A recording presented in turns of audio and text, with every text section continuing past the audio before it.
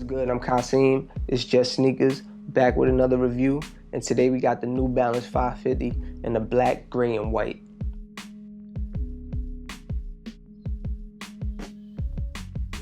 Now there's a bunch of reviews on my channel on a whole slew of 550s. You know, I got a good number of reviews on 550s. And I wasn't gonna do a review on these, but I ended up doing it short, and I asked the question if I should do a review, and it seemed like people wanted to see a review. I know I wanted to see a review before I copped these, but there weren't many on YouTube and whatnot, so here we go. Originally released in '89, brought back by ALD in 2020. Now these released a while ago, back in February. I ended up purchasing in like June or July. I got these on Size Official. I didn't get these on like the resale market or nothing like that. Now let's jump straight into these details. For the most part, the shoe is comprised of leather. As far as the quality of the leather, it's decent. Synthetic leather, not an expensive shoe. It's a GR, what you would expect. Start at the toe. You got black leather surrounding the toe and the mud guard. We have this gray on the toe box leather, those shoe perforations right there. You have a black mesh hit here. The tongue is black mesh. Take a look at the insole, Ortholite insoles. Gotta look at the side profile. And we got some perforations, of course. 550 insignia. The New Balance logo, like a vinyl. This logo was like a charcoal gray, you know, as opposed to, you know, this is like a shadow gray. You have this hit of gray mesh, and we have this charcoal gray leather accent right here. Shadow gray hit on this plastic right here. Goes over well. Get a look at the back. Shadow gray mesh, heel tab. New Balance logo on the back. Inside of the shoe, got them perforations going wild. Now let's get a look at the midsole. Midsole is, for the most part, is pretty much white all around. Nothing too crazy. The outsole, that's what gives it that pop. It's black and gray, and it pops out on the side real nice.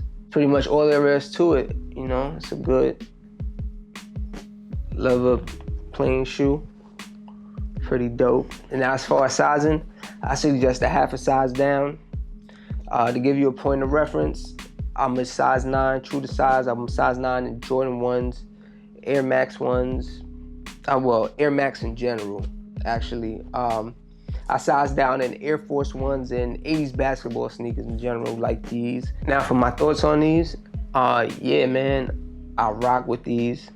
I feel like these are really dope, you know, because I went ahead and got them. These came out a while ago, and I went ahead and still got them. To be honest, I was just surfing the site, and they happened to be available. And I saw them, and I thought these were dope. But now that I got them in hand, I gotta say that these are among my favorite pairs of 550s, to be honest. I really like this pair. It's real versatile, and it's real plain, and it's real slick. You could go on a date with these real quick. You know what I'm saying? You can go on a date with anything, to be honest, but, you know, you could kind of get a little formal with these. I'm not mad at them. Now let's jump into some on-feet looks.